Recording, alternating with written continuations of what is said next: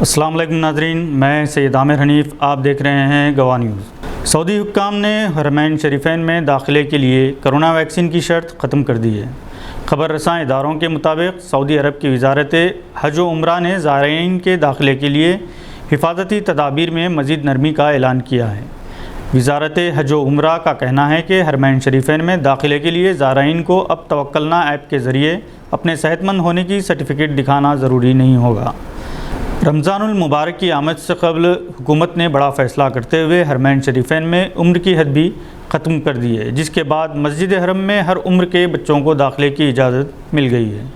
واضح رہے کہ اس سے قبل حرمین شریفین میں داخلے کے لیے توکلنا ایپ پر اپنا اسٹیٹس دکھانا پڑتا تھا، جس کے بعد ہی داخلے کی اجازت ملتی تھی۔ حال ہی میں سعودی حکام نے حرمین شریفین میں داخلے کے لیے اجازت نامے کی شرط ختم کی تھی اور اب اس کے بعد ساچی فاصلہ اور غیر ملکی زائرین کے لیے کرونا کے ٹیسٹ کی شرط بھی ختم کر دی گئی ہے۔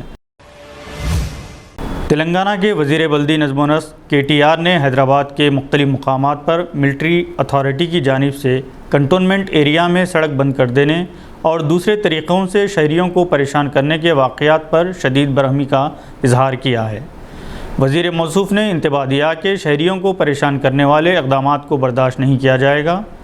بات چیت کے ذریعے اگر ملٹری اتھارٹی اپنے فیصلوں سے دستبردار نہیں ہوتی ہے تو ایسی صورت میں کنٹونمنٹ ایریا میں برقی اور پانی کی سربراہی بند کر دی جائے گی اور سخت ترین کارروائی کی جائے گی۔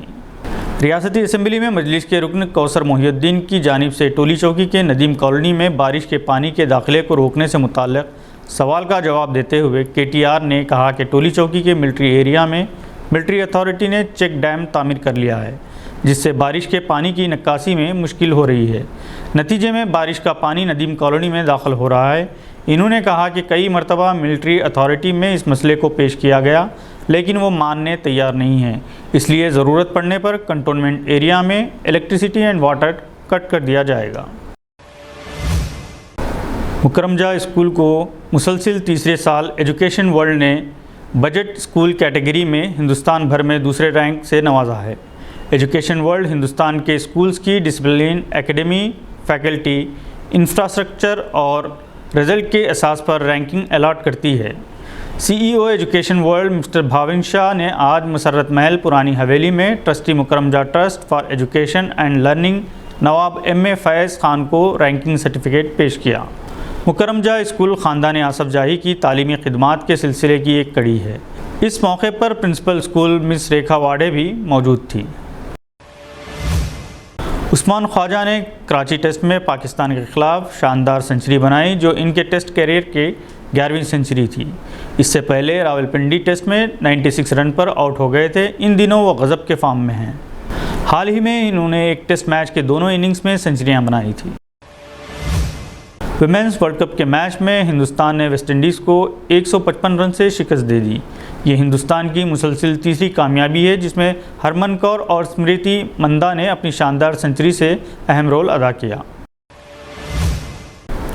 آندھرا پردیش سے تعلق رکھنے والے نوجوان شیخ رشید، جنہوں نے انڈر 19 ورلڈ کپ ٹورنامنٹ میں نمایاں مظاہرہ کیا تھا، ریاست کی اپوزیشن تلگو دیشم پارٹی کی جانب سے تہنیت پیش کی گئی۔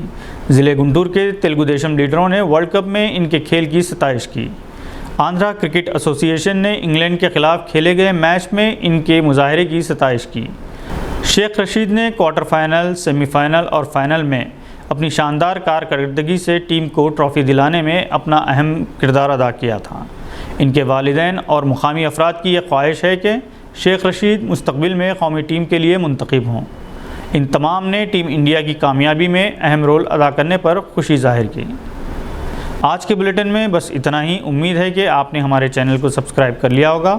بیل آئیکن دبانا نہ بھولیں۔ خدا حافظ۔